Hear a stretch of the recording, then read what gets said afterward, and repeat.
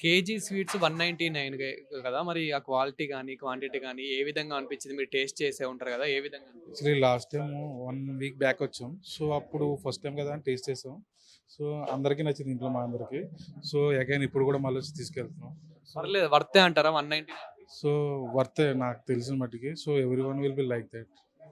And ఇక్కడ చాలా రకాల స్వీట్స్ ఉన్నాయి గదా! సో, ఏ విధంగా అనిపించింది? మీరు ఎన్నో రకాలు తీసుకెళ్ళే ఉంటారు. ఇప్పటికి చాలా సార్లు విజిట్ అయ్యి ఉంటారు గదా! మీకెలా అనిపించింది? సో, యాక్చువల్లీ ఫస్ట్ టైమ్ వచ్చినప్పటికి ఇన్ని ఉంటాయని ఎక్స్‌పెక్ట్ చేయలేదు. ఇక్కడికొచ్చాక చాలా ఉన్నాయి.